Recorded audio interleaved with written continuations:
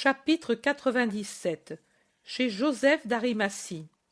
Là aussi, on est en pleine moisson. Il vaudrait mieux dire on était. Maintenant les faux ne servent plus, car il n'y a plus un seul épi dans ces champs encore plus proches du rivage de la Méditerranée que ceux de Nicodème.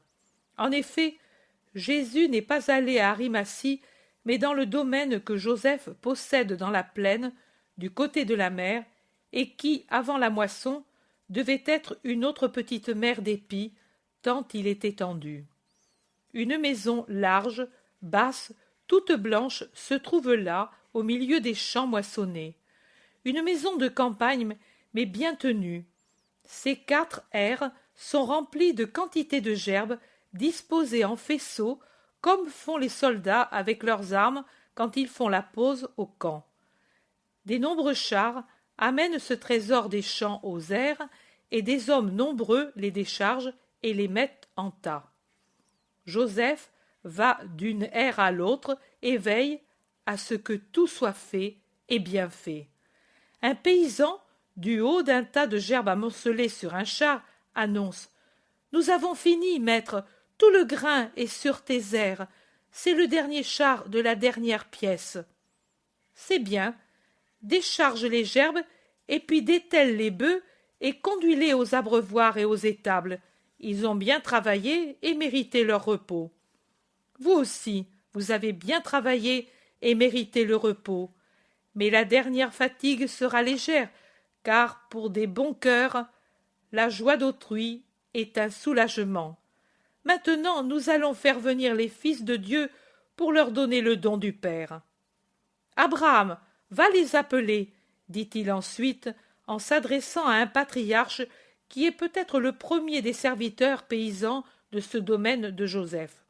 Je le pense en voyant le respect évident des autres serviteurs pour ce vieillard qui ne travaille pas, mais qui surveille et donne des conseils pour aider le maître.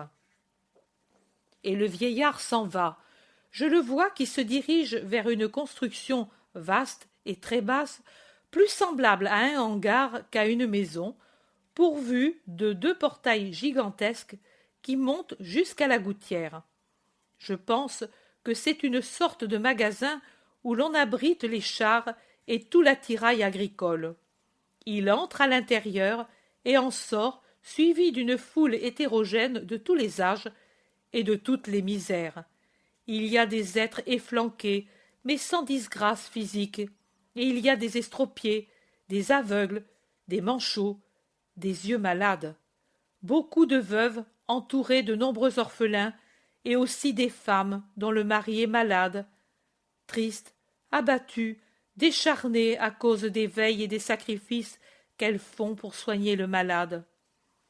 Ils avancent avec cet aspect particulier des pauvres qui se rendent là où ils vont recevoir des bienfaits, regard timide, embarras de pauvres honnêtes, et pourtant un sourire qui affleure par-dessus la tristesse que des jours de douleur ont imprimée sur les pâles visages, et pourtant une petite étincelle triomphale, une sorte de réponse à l'acharnement du destin dans la longue série des jours tristes, un défi. Pour nous aussi, c'est un jour de fête. Aujourd'hui, c'est fête, réjouissance et soulagement pour nous. Les petits écarquillent les yeux devant les tas de gerbes plus haut que la maison, et en les montrant, disent à leur mère « Pour nous, oh, c'est beau !» Les vieillards murmurent « Que le béni bénisse celui qui a pitié !»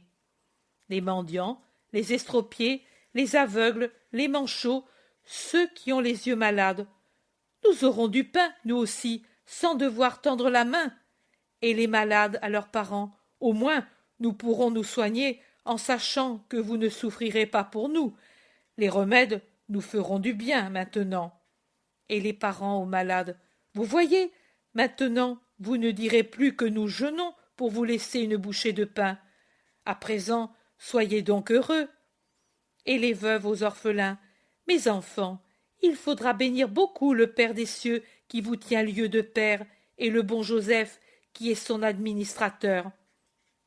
Maintenant, nous ne vous entendrons plus pleurer de faim, ô fils qui n'avez que vos mères pour vous donner de l'aide. Les pauvres mères qui n'ont de riches que leur cœur. C'est un cœur et un spectacle réjouissant, mais qui fait venir aussi les larmes aux yeux. Joseph, qui a devant lui ces malheureux, se met à parcourir les rangs, appelant les gens un par un, leur demandant combien ils sont dans la famille, de quand date le veuvage ou la maladie, et le reste, et il prend note. Et pour chaque cas, il commande aux paysans serviteurs. Donne-en 10, donne-en 30, donne-en 60, dit-il après avoir entendu un vieillard à moitié aveugle qui vient à lui avec 17 petits-enfants, tous au-dessous de 12 ans, enfants de ses enfants, morts l'un pendant la moisson de l'année précédente, l'autre en enfantant.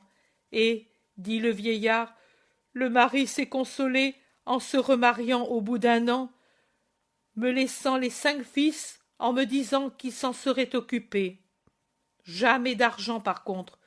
Maintenant, ma femme est morte et je suis seul avec eux. Joseph ordonne. Donne-en 60 au vieux père, et toi, père, reste pour que je te donne des vêtements pour les petits. Le serviteur fait remarquer que s'il en donne 60 chaque fois, il n'y aura pas assez de grains pour tout le monde. Et où est ta foi? Est-ce pour moi, peut-être, que j'entasse les gerbes et que je les distribue? Non, pour les fils les plus chers au Seigneur. Le Seigneur lui-même pourvoira à ce qu'il y en ait assez pour tous, répond Joseph au serviteur. Oui, maître, mais le nombre, c'est le nombre. Mais la foi, c'est la foi. Et moi, pour te montrer que la foi peut tout, j'ordonne de doubler la mesure déjà donnée au premier. Qui a eu 10 en ait 10 autres, et qui 20 autres, et qu'on en donne 120 au vieillard. Faites. Les serviteurs haussent les épaules et obéissent. Et la distribution continue au milieu de l'étonnement joyeux des bénéficiaires qui se voient donner une mesure dépassant leurs plus folles espérances. Et Joseph en sourit, caressant les petits qui s'affairent à aider leur mère, ou aident les estropiés à faire leur petit tas, aident les vieux trop chancelants pour le faire, ou les femmes trop affaiblies. Il fait mettre de côté 2 malades pour les faire bénéficier d'autres secours, comme il a fait pour le vieillard aux 17 petits-enfants. Les tas qui étaient plus hauts que la maison sont maintenant très bas, presque au sol. Mais tous ont eu leur part, et abondamment.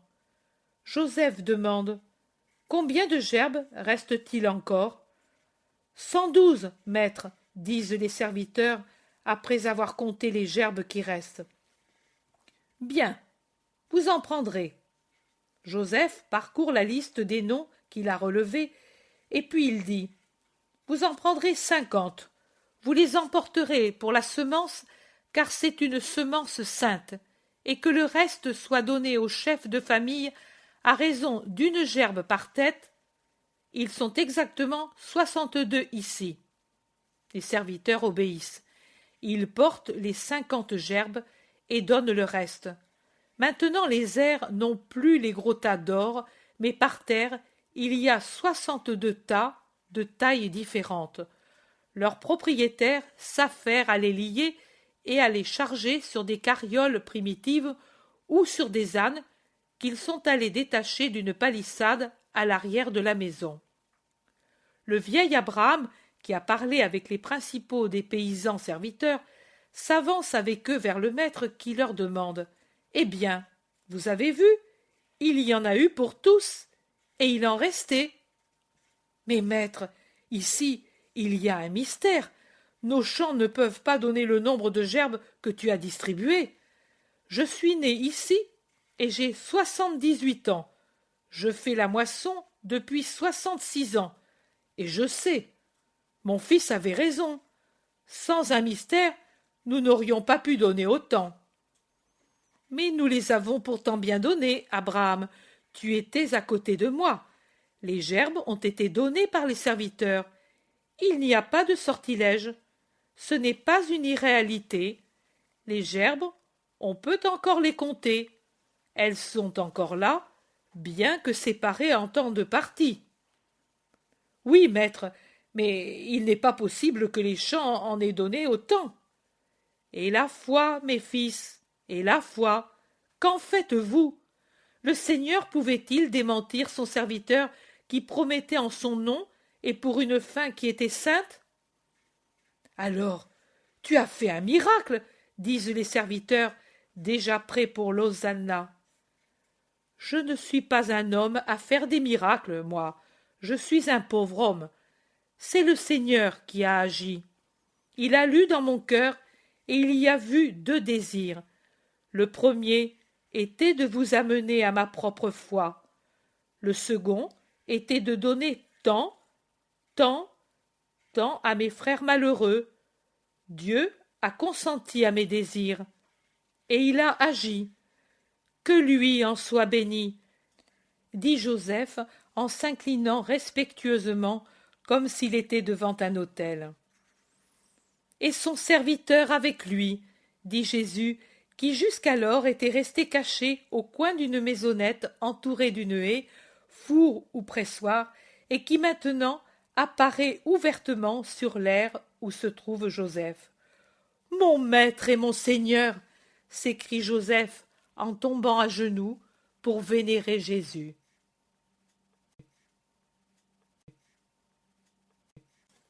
La paix à toi.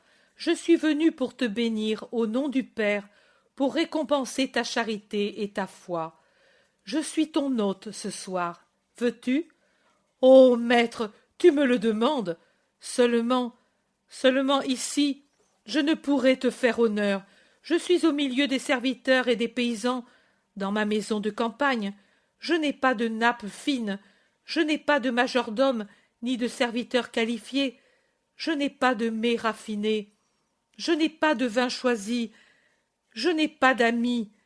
Ce sera une bien pauvre hospitalité, mais tu m'excuseras. Pourquoi, Seigneur, ne m'as-tu pas fait prévenir? J'aurais pourvu à tout. Mais avant-hier, Hermas avec les siens était ici. Je m'en suis même servi pour prévenir ceux auxquels je voulais donner, rendre ce qui appartient à Dieu. Mais il ne m'a rien dit, Hermas, si j'avais su. Permets-moi, maître, de donner des ordres, que je cherche à y remédier. Pourquoi souris-tu ainsi? Demande Joseph. Finalement, il est tout sens dessus dessous à cause de la joie imprévue et de la situation que lui juge désastreuse. Je souris pour tes tracas inutiles, mais, Joseph, que cherches-tu? Ce que tu as? Ce que j'ai? Je n'ai rien. Oh, comme tu es homme maintenant! Pourquoi n'es-tu plus le Joseph spirituel d'il y a un instant, quand tu parlais en sage, quand tu promettais avec assurance à cause de ta foi, et pour donner la foi? Oh, tu as entendu? J'ai entendu et vu, Joseph. Cette haie de laurier est très pratique pour voir que ce que j'ai semé n'est pas mort en toi, et c'est pour cela que je te dis que tu te donnes des tracas inutiles. Tu n'as pas de majordome, ni de domestique qualifié? Mais où la charité s'exerce, il y a Dieu, et où il y a Dieu, il y a ses anges. Et quel majordome veux-tu avoir qui soit plus capable qu'eux? Tu n'as pas de mets, ni de vin recherché? Et quelle nourriture veux-tu me donner, et quelle boisson plus recherchée que l'amour que tu as eu pour eux et que celui que tu as pour moi? Tu n'as pas d'amis pour me faire honneur? Et eux, quels amis plus chers que les pauvres et les malheureux pour le Maître qui a nom Jésus? Allons, Joseph, même si Hérode se convertissait et m'ouvrait ses appartements pour me recevoir et me faire honneur dans un palais purifié, et s'il y avait avec lui pour m'honorer les chefs de toutes les castes, je n'aurais pas une cour plus choisie que celle-là, à laquelle je veux, moi aussi, dire une parole, et faire un cadeau. Permets-tu? Oh, maître, mais tout ce que tu veux, je le veux. Commande. Dis-leur qu'ils se réunissent, ainsi que les serviteurs. Pour nous, il y aura toujours un pain. Il vaut mieux qu'ils écoutent ma parole que courir çà et là, affairés, en pauvres soins. Les gens s'entassent, empressés, étonnés. Jésus parle. Ici, vous avez déjà appris que la foi peut multiplier le grain quand ce désir vient d'un désir d'amour. Mais ne bornez pas votre foi aux besoins matériels. Dieu a créé le premier grain de froment, et depuis lors, le froment a épié pour fournir le pain des hommes. Mais Dieu a créé aussi le paradis qui attend ses habitants. Et il a été créé pour ceux qui vivent dans la loi et restent fidèles malgré les épreuves douloureuses de la vie. Ayez foi, et vous réussirez à vous garder saints avec l'aide du Seigneur, tout comme Joseph a réussi à vous distribuer le grain en double mesure pour vous rendre 2 fois heureux et confirmer ses serviteurs dans la foi. En vérité, je vous dis que si l'homme avait foi dans le Seigneur, et s'il agissait pour un juste motif, les montagnes elles-mêmes, enracinées dans le sol par leurs viscères de roche, ne pourraient résister, et, sur l'ordre de celui qui a foi dans le Seigneur, elles se déplaceraient. Avez-vous foi en Dieu? Demande-t-il en s'adressant à tous. Oui, ô Seigneur. Qui est Dieu pour vous? Le Père très saint, comme les disciples du Christ l'enseignent. Et le Christ, qui est-il pour vous? Le Sauveur, le Maître, le Saint.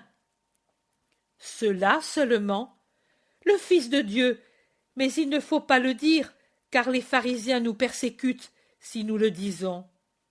Mais vous, vous croyez qu'il l'est? Oui, ô Seigneur. C'est bien, croissez dans votre foi.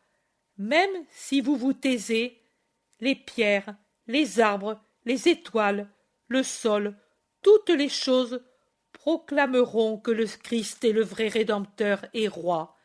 Ils le proclameront à l'heure de son élévation, quand lui sera dans la pourpre très sainte et avec la couronne de la rédemption. Bienheureux ceux qui sauront le croire dès maintenant, et le croiront davantage à ce moment-là, et auront foi dans le Christ, et par conséquent la vie éternelle. L'avez-vous, cette foi inébranlable dans le Christ? Oui, ô Seigneur, apprends-nous où il est, et nous le prierons d'augmenter notre foi pour être heureux ainsi.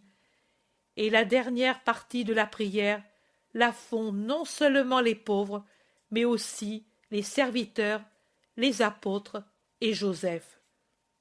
Si vous avez de la foi gros comme une graine de moutarde, et si cette foi, qui est une perle précieuse, vous la gardez dans votre cœur, sans vous la faire enlever par aucune chose humaine ou surhumaine et mauvaise, vous pourriez tous même dire à ce mûrier puissant qui ombrage le puits de Joseph, déracine-toi et transplante-toi dans les flots de la mer.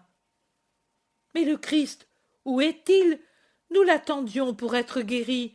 Les disciples ne nous ont pas guéris, mais ils nous ont dit, lui le peut.